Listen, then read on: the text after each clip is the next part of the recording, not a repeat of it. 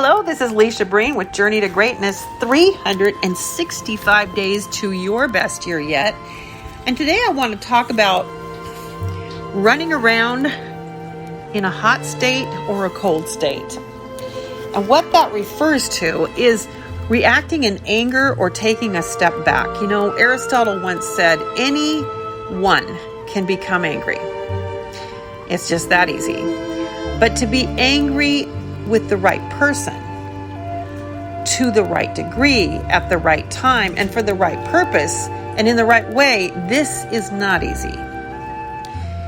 Crimes of passion are really common. We've all heard about normal people having outbursts of rage where they've physically harmed another or killed another person, or maybe they've even hurt themselves in the heat of the moment.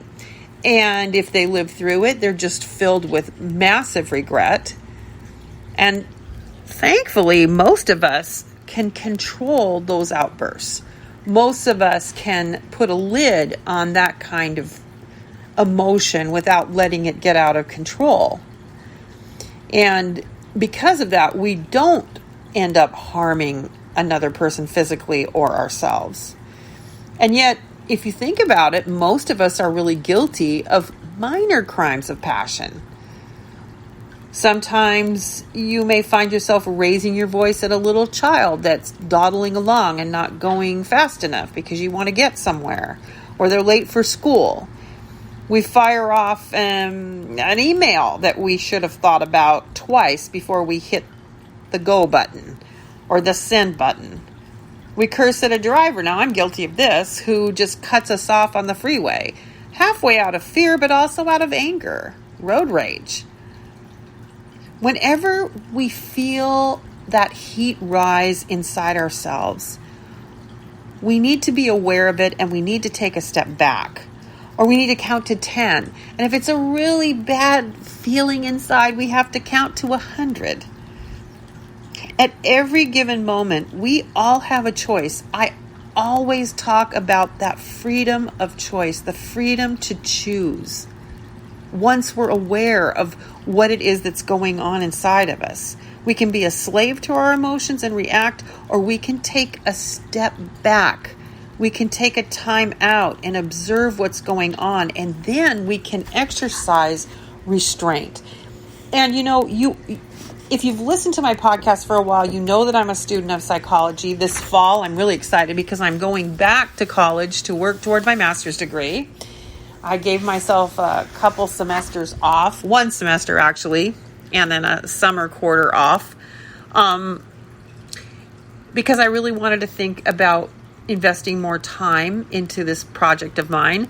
And I decided I really love school and I want to finish it up. But throughout that process, I have been introduced to so many wonderful psychologists that have contributed so much to psychology and the workings of the mind through our texts, through our lectures in school. And one of the psychologists that I'd like to talk about today with you is George Lowenstein. He conducted research on hot and cold states. So a hot state, I think you can well imagine, is when emotions are really high in intensity and we feel a strong urge to do something or refrain from something. Now, a cold state is when the intensity of the emotions is low and our rational mind is more dominant in the decision-making process. We think and we usually act in very different ways depending on which state we're in. If you think about it for just a minute, I think you'll agree. For example, research by Daniel Gilbert demonstrates that people who shop on an empty stomach will buy more groceries than people who are satiated when they go into the grocery store. That's one of the reasons that I make sure that I've had something to eat before I go grocery shopping, because I have found this to be true. If I have an empty stomach and I'm really hungry and I go grocery shopping, I will spend double what I intended to spend, and I come home with groceries that I would have never purchased. So there's a lot of truth to Mr. Gilbert's research on people who will go shopping on an empty tummy. Hungry shoppers, they overestimate how much they should eat or how much they could eat, and they are feeling hot for food. So shopping on an empty stomach is relatively harmless. However, a decision to act when we are in a hot state can have extremely harmful consequences. And if you think about road rage, like I just talked about a few minutes ago, it's a really typical example of the danger of acting in a hot state. And we're really mindless, I think, when we're behaving like that. Teenagers, if you think about them, of course, they are likely to practice unsafe sex, and the consequences of that can be an unwanted pregnancy, or it can be a very serious illness. And they don't think about the risks involved when they participate in the unsafe sex. And I'm not judging anyone, because all of us have had times in our life when we have wished that we could turn back the hands of time and erase something in our past. All of us have that. Merely labeling a situation as a hot state situation can really help you a great deal in coping in a more rational way when you're feeling really upset and overwhelmed and maybe in a state of rage. The act of labeling takes us from being immersed in the situation and reacting to it to taking a step back and observing it. And I've talked about being the observer of your thoughts and your feelings and your actions, and how important it is to be aware of how you're feeling and how you're being. Awareness of the state makes us more likely to take the necessary precautions when in a sexual encounter, or decide to take some time to cool off when we're in the throes of anger. So give yourself that 10 seconds to cool down, or that half an hour, like you would have a child do a timeout. Give yourself a timeout so that you can recalibrate, so that you can get back on track. Things can happen in life. Things that, are unexpected.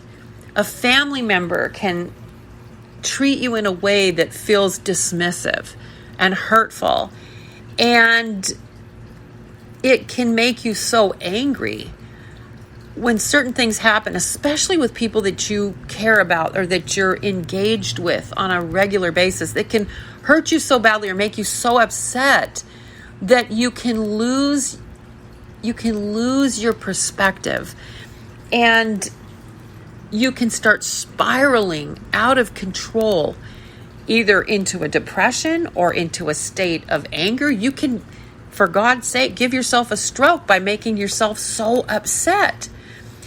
And the thing is that we have to catch ourselves before we go down that path and calm ourselves down and choose to take on a different perspective, take on a different outlook, and shift our focus, because that's where we really have the control. If we're angry and we're ruminating on some sort of a situation or circumstance, we need to stop.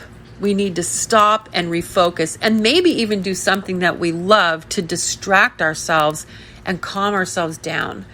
But we can't allow ourselves to spiral downward, become angrier and more upset by allowing those emotions and those thoughts, destructive ones, to take over and harm us further. So I hope, like I said, I hope I've given you something to think about today. As always, be bold, be brave, and always, always be your authentic self. Until we meet again.